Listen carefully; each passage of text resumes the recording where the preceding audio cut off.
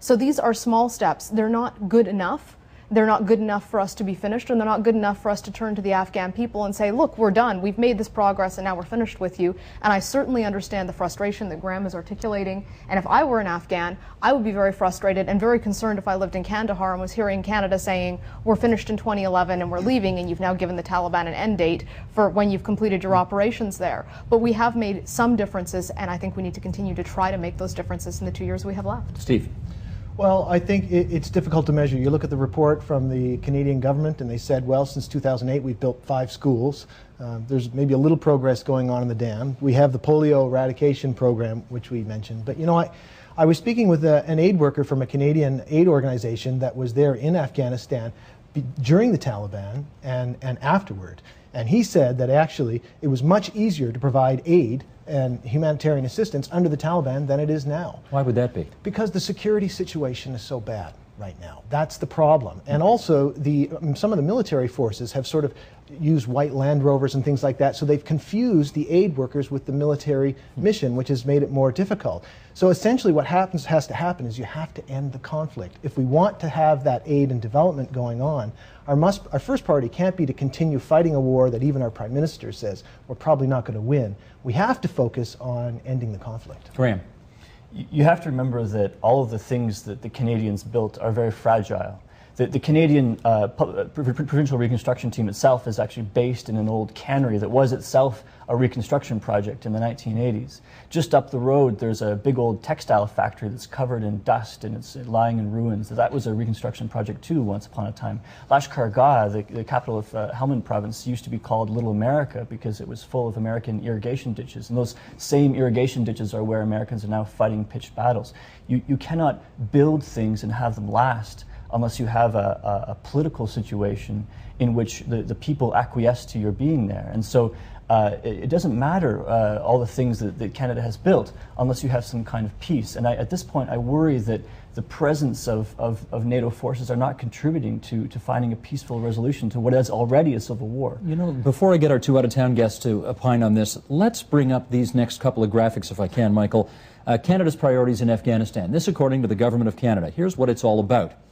In Kandahar province, Canada is helping the government of Afghanistan to maintain a more secure environment and establish law and order by building the capacity of the Afghan National Army and police, and support complementary efforts in the areas of justice and corrections, provide jobs, education, and essential services such as water, provide humanitarian assistance to people in need, including refugees, enhance the management and security of the Afghanistan-Pakistan border. Nationally, Canada is helping to build Afghan institutions that are central to our Kandahar priorities and support democratic processes such as elections, and contribute to Afghan-led political reconciliation efforts aimed at weakening the insurgency and fostering a sustainable peace. Now, Mark Sedra, as you look at that list of priorities, do you see progress having been made on those fronts?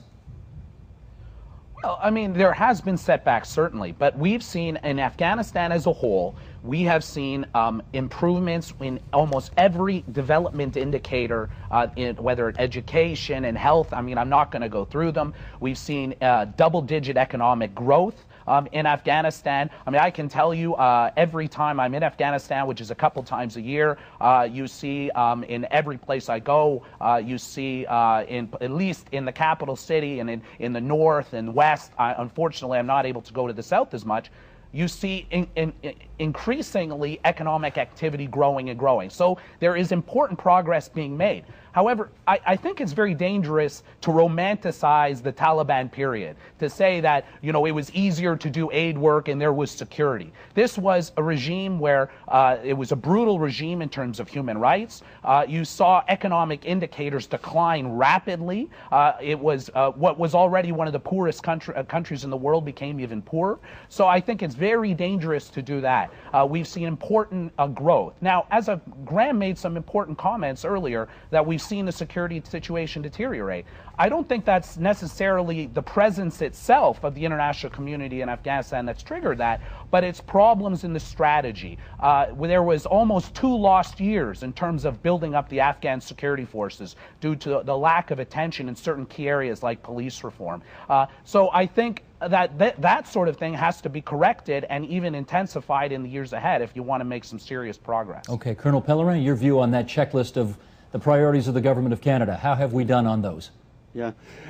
Well, to start with, I think it's important to remember that this mission, and John Manley mentioned that tonight and also mentioned it in his report 18 months ago, and General McChrystal also, this mission has been under-resourced from the very start. I'll give you an example. When Colonel Ian Hope commanded the battle group in 2006, he was responsible, 1,000 men, was responsible for 1.7 million kilometers. That was his area of responsibility with one battle group. Whereas now in the province of Kandahar, because he went beyond Kandahar, in the province of Kandahar, not only do you have the Canadian battle group, but you've got 4 American battle groups and 5 Kandaks, the Afghan battalions of 400 to 500 people at different level of training. And I think that is what was missing before.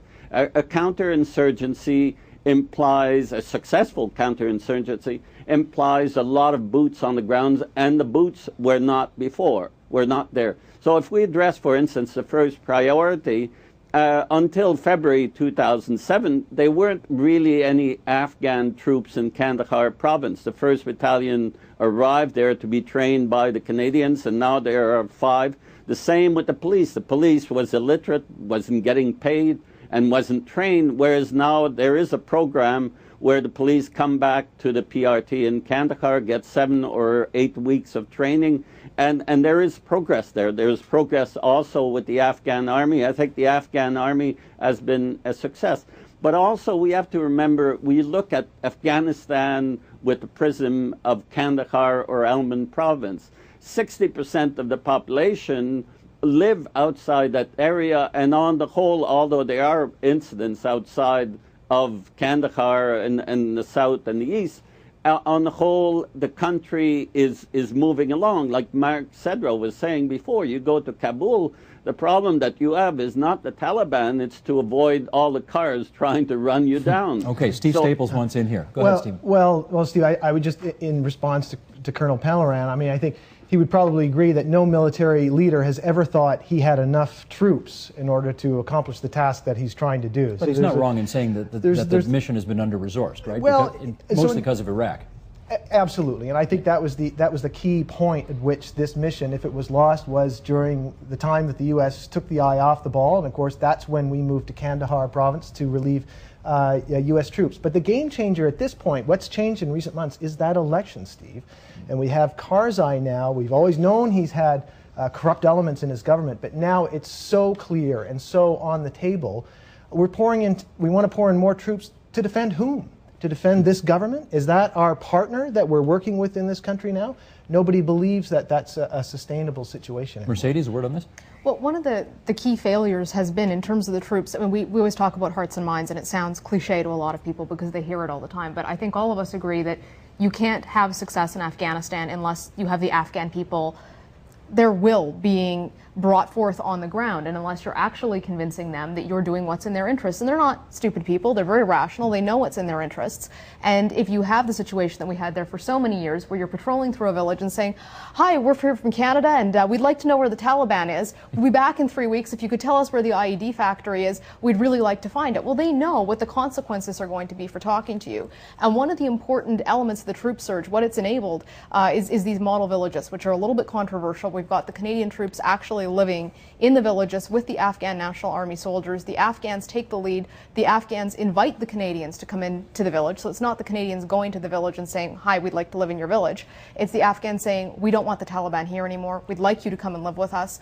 And it's important because of that Afghan initiative. But it would never have been enabled without the troop surge that provides that ring of steel, that ring of security around there. And that's why the troops are important. It's not just that pouring troops on it fixes it. You do have to have that change in strategy, but of course the corruption is a huge element. I know a couple of you want to have more to say on this, but I'm keeping an eye on the clock here, and I got to get to General McChrystal's recommendations for a big surge in troops right now on the ground in order to turn the corner, I guess is the way he would put it, on the Afghanistan mission. Mark Sedra, to you first. How would, if in fact General McChrystal gets his wish and President Obama orders 40,000 more troops into the region, how would that plan play out for NATO troops if it came to fruition?